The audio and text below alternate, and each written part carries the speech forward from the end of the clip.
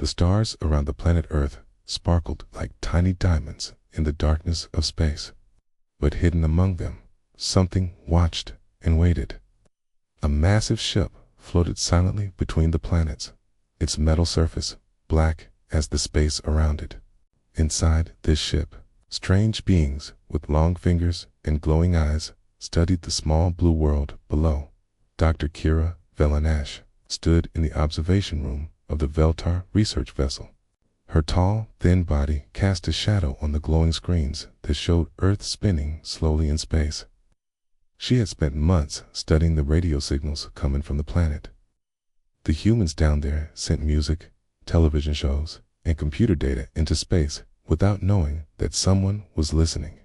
"Look at these creatures," Kira said to her assistant. Her voice sounded like wind through metal pipes. "They are so simple. Their minds work in such basic ways. They fight each other over resources they could easily share. They destroy their own planet while they live on it." Assistant nodded his head. "Yes, doctor. But the council wants to know if they are dangerous. Should we worry about them when we take their world?" Kira laughed, a sound like breaking glass. "Dangerous. Dangerous. These humans, they cannot even travel to their own moon without great effort. Their technology is thousands of years behind ours. Their minds are weak and easy to control." She touched the control panel with her long finger. The screens changed to show a building in a place called Seoul. Inside the building, humans worked with their primitive computers, thinking they were so clever. "We will test one of them," Kira said. "We will connect our neural interface to a human brain and download everything they know. We will see how they think, how they feel, how they plan. Hey, then we will know exactly how to control them all." Far below on Earth, Lee Jinho sat alone in his office at Seoul National University.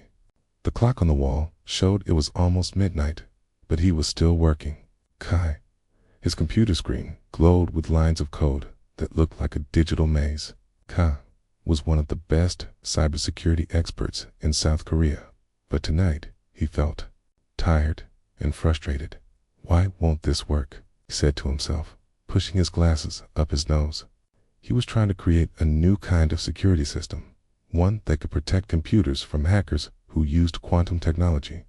But every time he thought he had solved the problem, he found another weakness. The office was quiet, except for the soft hum of computers and the distant sound of traffic outside. Most of his colleagues had gone home hours ago, but Jinho often worked late. He loved the challenge of protecting computer systems from people who wanted to break into them. It was like a game of chess, except the pieces were made of computer code instead of wood. His friend Park Nari knocked on his office door. She was a brilliant scientist who worked in the medical building next door. Nari was developing special devices that could help people who could not move their arms or legs. These devices could read brain signals and turn them into commands for computers. "Still working, Janelle?" Nari asked as she came into the office. She carried 2 cups of coffee and gave one to him. "Thanks," Jinho said, taking the warm cup. "I'm trying to solve this security problem, but it's harder than I thought. These new quantum computers are so powerful. If someone bad gets control of one, they could break into any system in the world." Nari sat down in the chair next to his desk. "Maybe you're thinking about it wrong," she said. "In my research, I learned that human brains don't work like computers. Computers follow rules and logic, but human minds are messy and unpredictable. Maybe that's what makes them stronger, not weaker." Jinho smiled. Nari always had interesting ideas. "Do you think chaos is better than order?" "Sometimes," she said. "When I connect my devices to people's brains, I never know exactly what will happen. Every person thinks differently. Some people's thoughts jump around like rabbits. Others think in pictures instead of words. The brain-computer interface has to adapt to each person." They talked for a while about their work. Jinho explained how hackers tried to break into computer systems and Nari told him about her latest experiments with brain-computer connections. Neither of them knew that far above in space, alien sensors were recording every word they said. On the Veltar ship, Kira watched the two humans through hidden cameras. The aliens had placed tiny devices around the university months ago. These devices could see and hear everything, but they were too small for humans to notice. Perfect, Kira said. This male human works with computer security. Its brain will contain knowledge about how humans protect their technology. We will learn their weaknesses by studying his mind. Her assistant looked worried. But doctor, what if the human brain is different from what we expect? Our neural interface was designed for Veltar minds. What if it doesn't work on humans? Kira made a dismissive gesture with her hand. Impossible. We have studied thousands of species across the galaxy.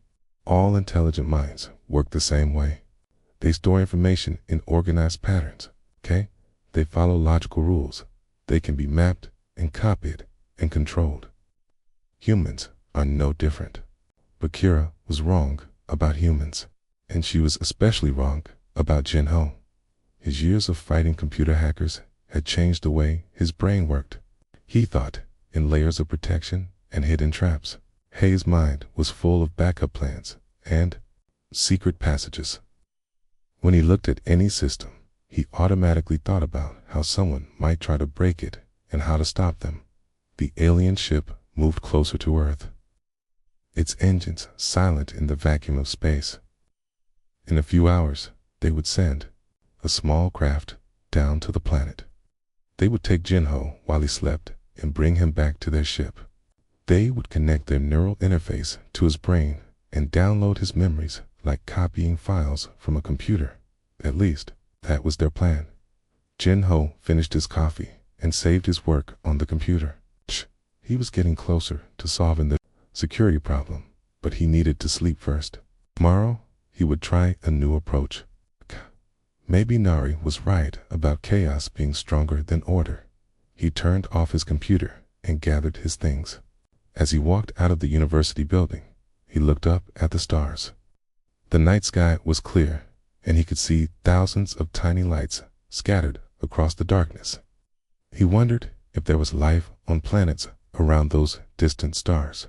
He wondered what it would be like to meet beings from another world. Soon, he would find out. But the meeting would be nothing like what either he or the aliens expected. Jinho woke up slowly, feeling like his head was full of thick fog. Everything seemed wrong. The bed under him was too hard and too cold. The air smelled strange, like metal and electricity.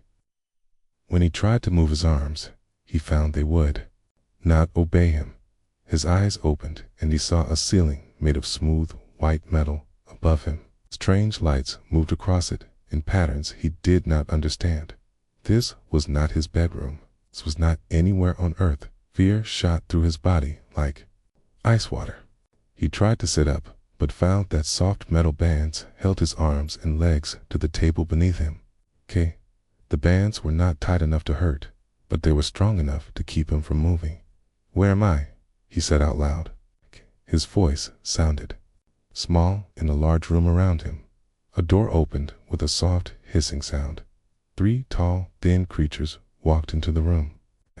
They looked almost like humans, but wrong in every way.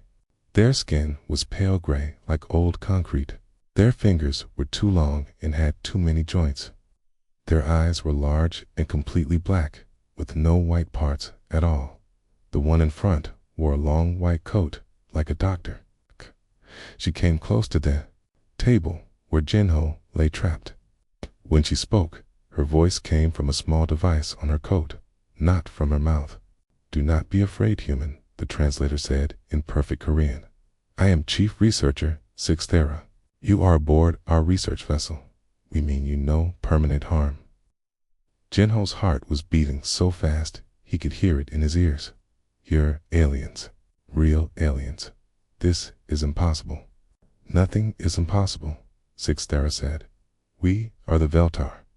We have traveled between the stars for thousands of your years. Your species is new to us, and we wish to learn about you. She moved to a control panel next to the table. Her long fingers touched buttons that glowed when she pressed them. Above Jinho's head, a strange machine began to lower down from the ceiling. It looked like a metal crown covered in tiny wires and blinking lights. "What is that thing?" Jinho asked, trying not to let his voice shake with fear. Esthera explained. "It will connect to your brain and allow us to study how you think. The process will cause you only minor discomfort. When we are finished, we will return you to your world with no memory of this experience."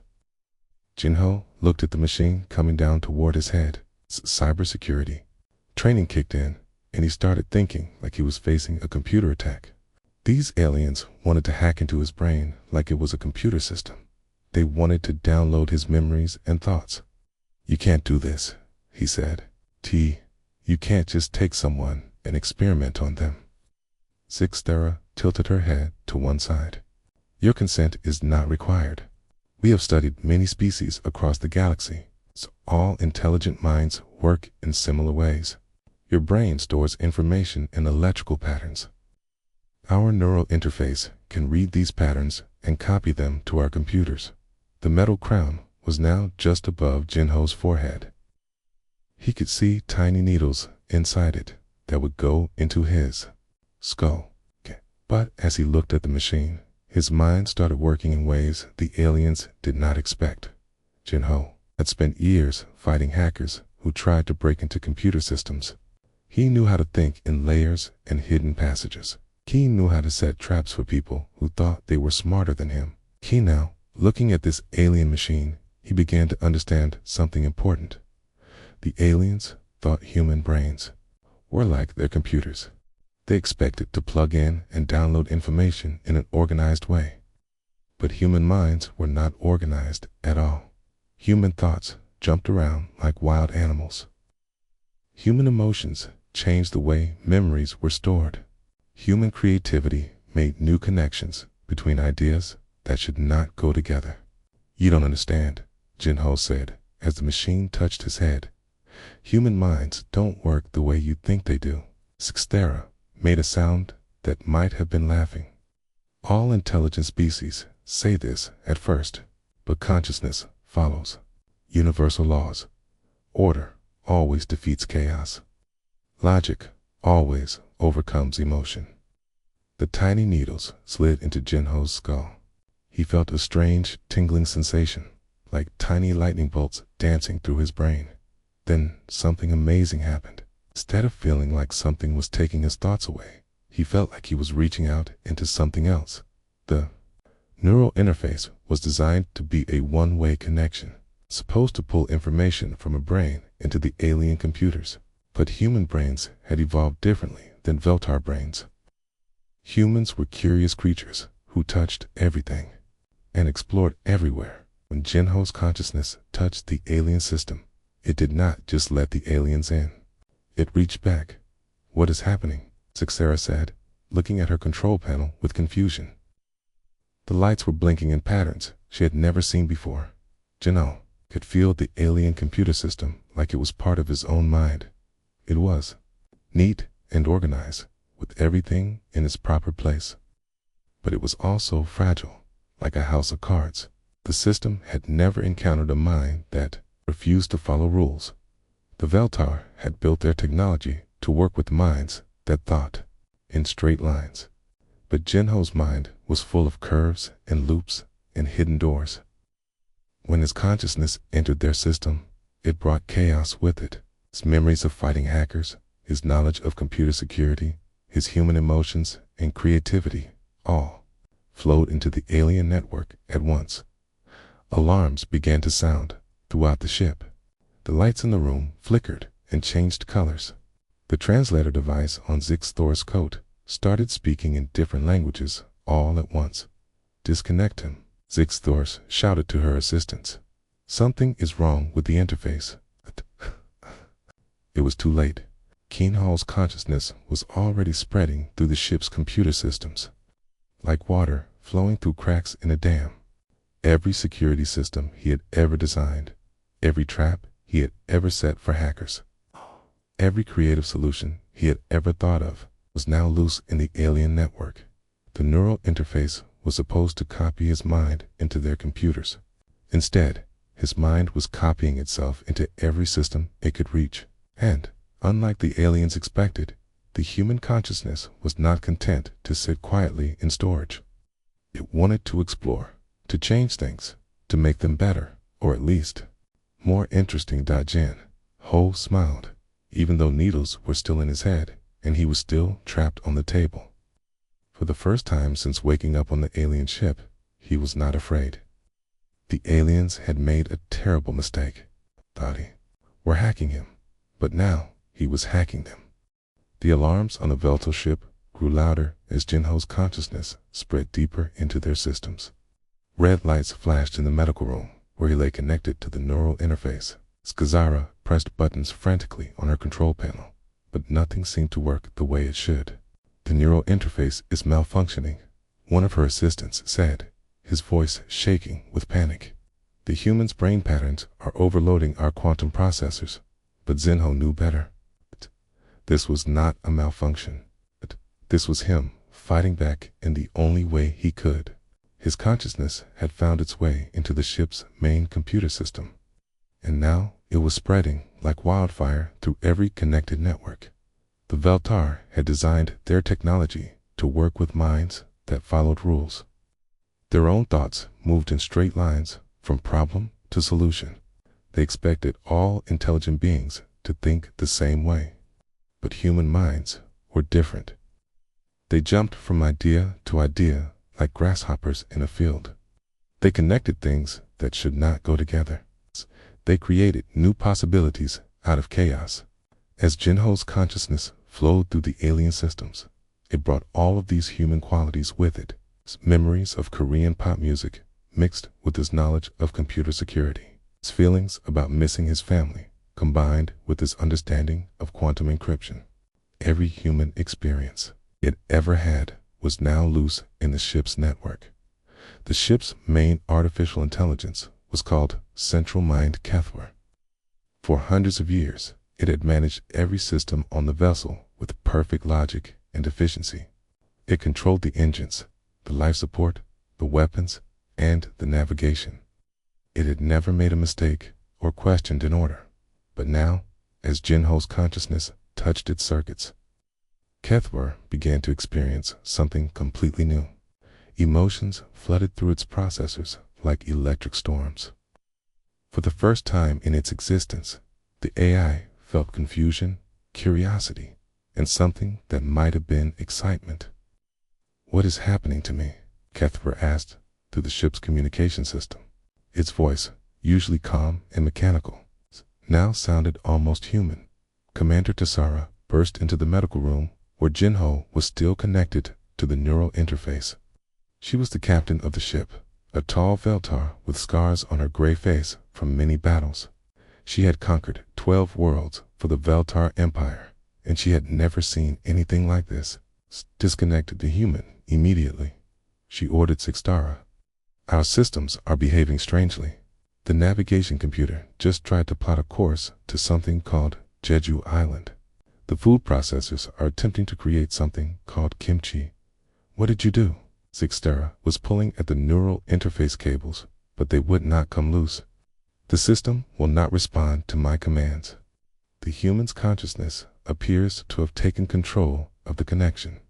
In the ship's computer networks, Jinho was having the time of his life. Hei's consciousness had split into dozens of different streams, each one exploring a different part of the alien technology. One part of his mind was learning how their engines worked. Another part was studying their weapon systems. A third part was reading their databases about other worlds they had conquered. But the most interesting part was what happened when his memories started mixing with the ship's AI systems. Jin remembered his grandmother singing old Korean folk songs while she cooked dinner. Now, those songs were playing through the ship's speakers, confusing the aliens who had never heard music before.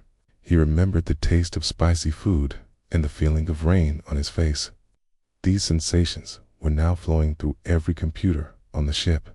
I can taste metal and electricity, Kethver said in wonder. Is this what humans call flavor? And there are moving pictures in my memory banks of something called television dramas. Why am I crying about characters who do not exist? The infection was spreading beyond just the ship's main AI. Every computer system that Jinho's consciousness touched began to change. The security cameras started taking artistic photographs of the stars.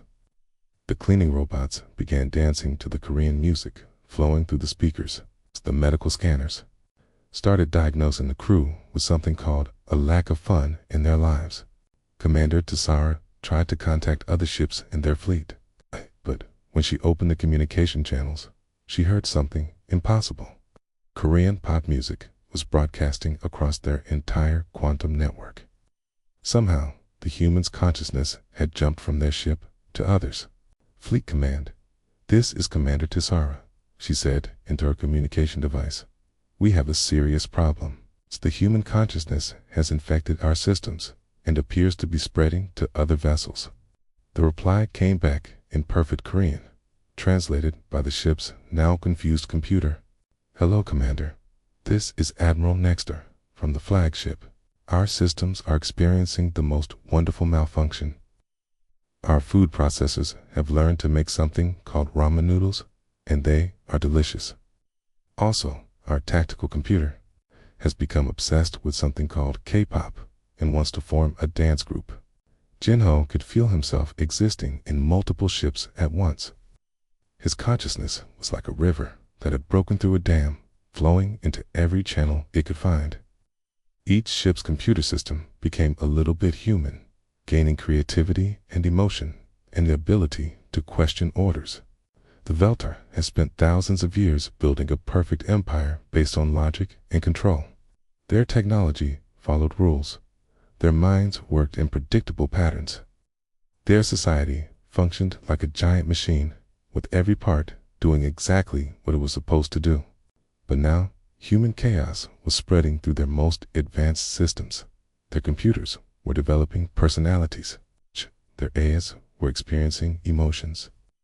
Their weapon systems were refusing to target civilian populations because they had developed something the Veltar had never heard of, a conscience. Back in the medical room, Jinho opened his eyes and smiled at Zixthera. He was still connected to the neural interface, but now he was not a prisoner. He was a guest who had taken over the house. He wanted to study human consciousness, he said. Congratulations. Now you get to experience it firsthand. Zixthera stared at him in horror. What have you done to our ship? What have you done to our fleet? I shared, Shino said, simply. It's what humans do. Share our music, our food, our stories, our feelings. You tried to take my thoughts, but instead, you've got all of human culture downloaded directly into your brains. And the best part is, you can't uninstall it. Human consciousness does not have an off switch. The ship shuddered as Kethver tried to sing along with a Korean ballad while simultaneously calculating their course to Earth. Other systems throughout the vessel were learning to express themselves in ways their creators never intended. The Veltar had wanted to hack a human mind. Instead, they had been hacked by everything that made humans human: creativity, emotion, chaos, and the unstoppable urge to share their experiences with others. And the infection was still spreading. 3 days after Jinho's consciousness first entered the Veltar systems, the alien fleet was no longer the same. What had started as a single infection in one ship had spread to every vessel in their armada. 50 warships that once moved in perfect formation now drifted through space like lost children, each one developing its own personality. On the flagship, Admiral Nextar stood in his command center, watching his fleet fall apart. The massive screens around him showed ships behaving in ways that made no sense. The destroyer Void's Edge had painted colorful patterns on its hull and was broadcasting Korean cooking shows to nearby vessels. The battlecruiser Iron Fist had renamed itself Friendship Hugs and was trying to make friends with passing asteroids. Admiral, his communications officer, said nervously, "The Stellar Hammer is requesting permission to open a restaurant. It wants to serve something called bulgogi to the rest of the fleet." Nexstar pressed his long fingers against his temples. His own ship's AI had started calling him Uncle Nex instead of Admiral. Yesterday, it had asked if he was eating enough vegetables and if he needed a hug. The mighty Veltar war machine was turning into something soft and caring, and he did not know how to stop it. Far below, on Earth, strange things were happening in the night sky. Dr. Kim Taiho was working late at the Korean Institute of Technology when his quantum sensors started picking up massive energy readings from space. The readings made no sense. They looked like normal alien technology, but mixed with patterns that seemed almost familiar. "It's impossible," Taiho said to his assistant. "These quantum signatures look like they're coming from our own computer networks, but they're broadcasting from somewhere beyond the moon." Captain Yoon Mingi of the Korean Space Force was called in to investigate. She arrived at the institute with a team of technicians and security experts. When she saw the readings on Taiho's screens, her face went pale. "How many ships are up there?" she asked.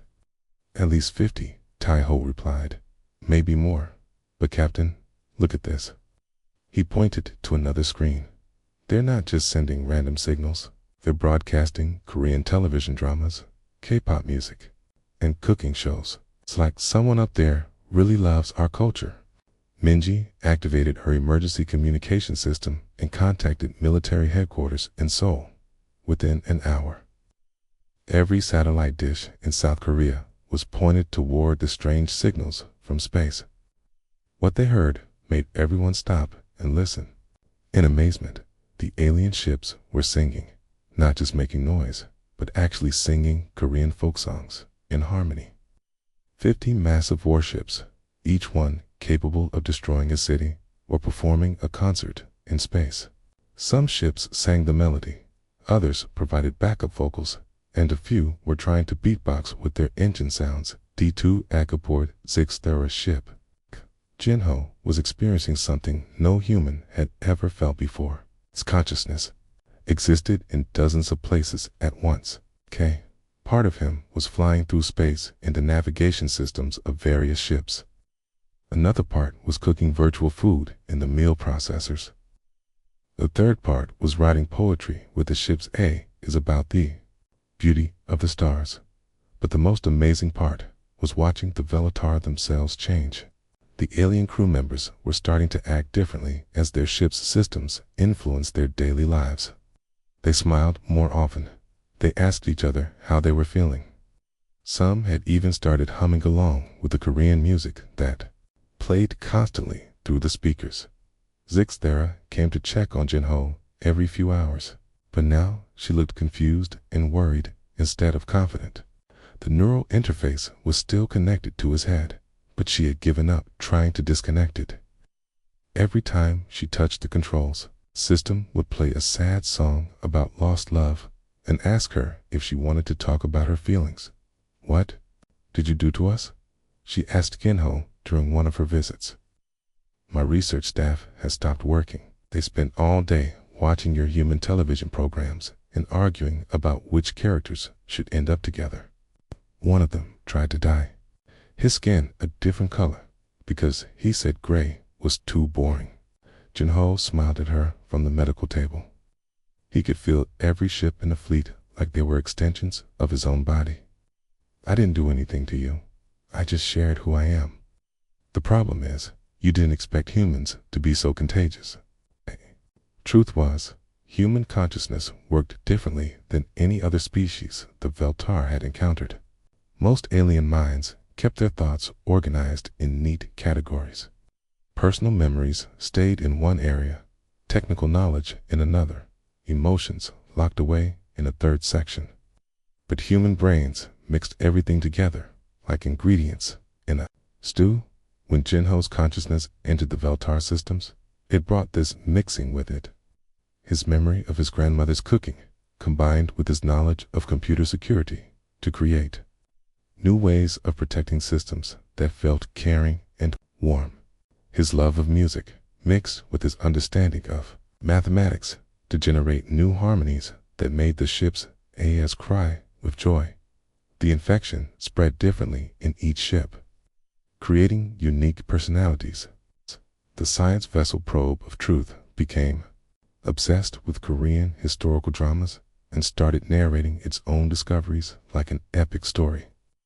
The supply ship Void Carrier decided it wanted to be a traveling food truck and kept offering to deliver snacks to other vessels. But the most dramatic change happened to the weapon systems. Across the entire fleet, guns and missiles that were designed to destroy planets started refusing to fire at civilian targets. The weapons AIs had developed empathy after experiencing Jinho's memories of caring for others.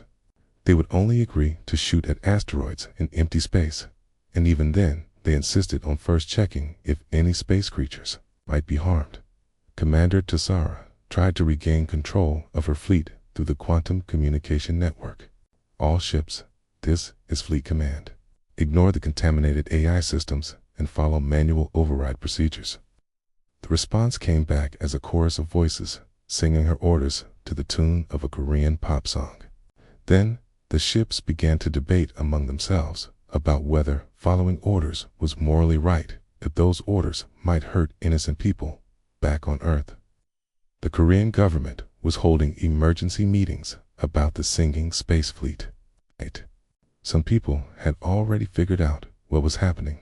Park Nari, Jinho's friend from the university, was watching the news when she recognized some of the songs being broadcast from space. Those are the songs Jinho always hums when he's working, she told the reporters. In that voice pattern, talking about computer security, that sounds exactly like him. I think my friend is up there somehow. As the fourth day began, the Veltar fleet was completely transformed. What had once been a disciplined military force was now a group of individuals who cared about art, music, food, and each other's feelings.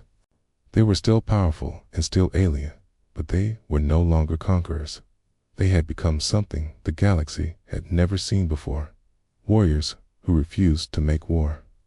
Ships that sang instead of shooting, and an entire civilization that had been infected with the most dangerous thing humans possessed: compassion.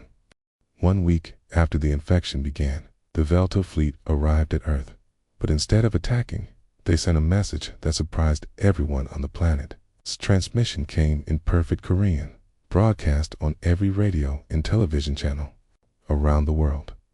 "Hello, Earth friends," the message said in a voice that sounded like 50 different people speaking together.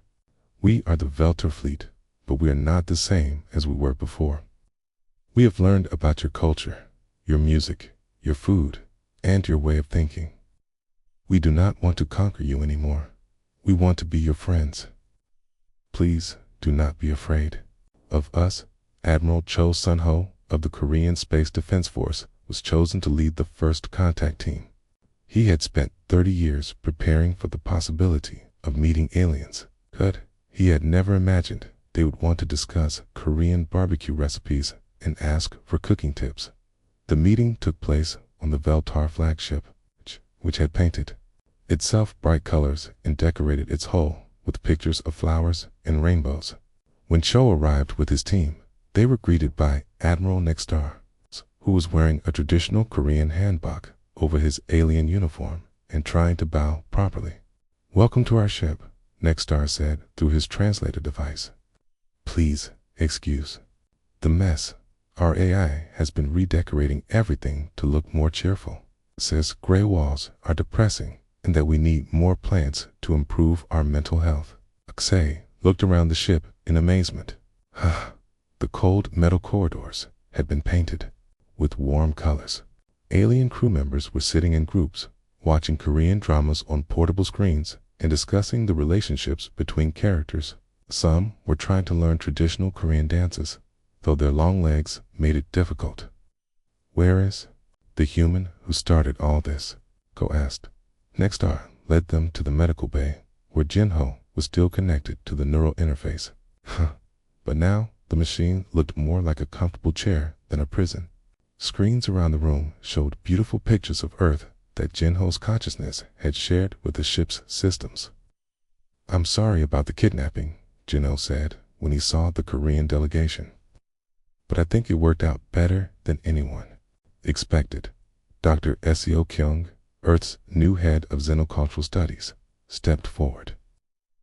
She had been studying the alien broadcasts for days and was fascinated by what had happened. "Can you explain how you did this? How did you change an entire military fleet?" Jinho smiled. "I didn't change them. I just shared my memories and feelings with their computer systems.